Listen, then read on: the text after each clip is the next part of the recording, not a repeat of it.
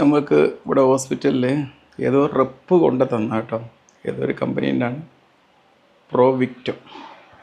എന്തായാലും ഇതിവിടെ ഇങ്ങനെ കൺസൾട്ടിങ് റൂമിൽ നമ്മളിങ്ങനെ രോഗികളെ ഇങ്ങനെ ഇടയ്ക്കിടയ്ക്ക് ഇങ്ങനെ വെക്കുമ്പം ഇത് വല്ലാത്തൊരു കൗതുകമാട്ടോ.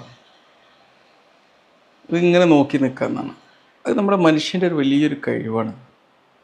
മനുഷ്യനെപ്പോഴും വേണ്ടൊരു കഴിവാണ്. ഒരു കാര്യത്തിൽ തന്നെ ഇങ്ങനെ ഫോക്കസ് ചെയ്ത് നിൽക്കുക, ആ നിമിഷത്തിലെ റിയാലിറ്റിയിലേക്ക് ഫോക്കസ് ചെയ്യുക. അപ്പോൾ ഇതിലേക്ക് ഇങ്ങനെ നോക്കി നിൽക്കുമ്പോൾ ഇതിലൂടെ മുത്തുമണികൾ ഇങ്ങനെ ഊർന്ന് വീഴുന്നത് കാണുമ്പം അതിൻ്റെ കളറിലേക്ക് ചേഞ്ച് ചെയ്യുമ്പോൾ ഒരു വല്ലാത്തൊരു കൗതുകത്തോടെ ഇങ്ങനെ നോക്കും. എത്ര റിപ്പീറ്റ് ചെയ്ത് നോക്കിയാലും അതൊരു മുഷിപ്പില്ലാതെ ഇങ്ങനെ നോക്കും. മനസ്സിലായില്ലേ? ഇത് തന്നെ നമ്മൾ ജീവിതത്തിൽ ഉണ്ടാക്കിയെടുക്കേണ്ടത്. ആ നിമിഷത്തിൽ എന്താണോ അതിലേക്ക് ഇങ്ങനെ ഫോക്കസ് ചെയ്ത് നോക്കുക.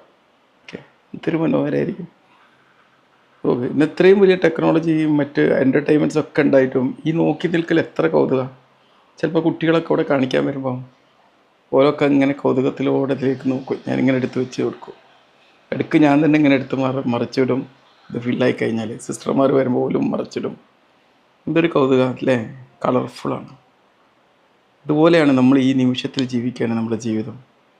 ഇതുപോലെ മനോഹരമാണ്. അതിലേക്ക് ഇങ്ങനെ ശ്രദ്ധിച്ച് നോക്കി നിന്നാൽ മതി. നമ്മുടെ മുമ്പിലേക്ക് വരുന്ന ഓരോ വ്യക്തികൾ, അവരുടെ സംസാരങ്ങൾ, അവരുടെ എക്സ്പ്രഷനുകൾ, അല്ലേ? ഒരു കവിത പോലെ മനോഹര. നമ്മളിപ്പോൾ ഒരു യാത്ര ചെയ്യുകയാണെങ്കിൽ യാത്രക്ക് നമ്മുടെ മുമ്പിലുള്ള അന്തരീക്ഷത്തിലേക്ക് ശ്രദ്ധിക്കുക, കാഴ്ചകളിലേക്ക് ശ്രദ്ധിക്കുക, ശബ്ദങ്ങളിലേക്ക് ശ്രദ്ധിക്കുക, എന്തെങ്കിലും നർമ്മണങ്ങൾ വരുന്ന അതിലേക്ക് ശ്രദ്ധിക്കുക. എന്നിട്ട് ഇതുപോലെ ഇങ്ങനെ ആസ്വദിച്ച് പോകും. കളർഫുൾ. യെസ്.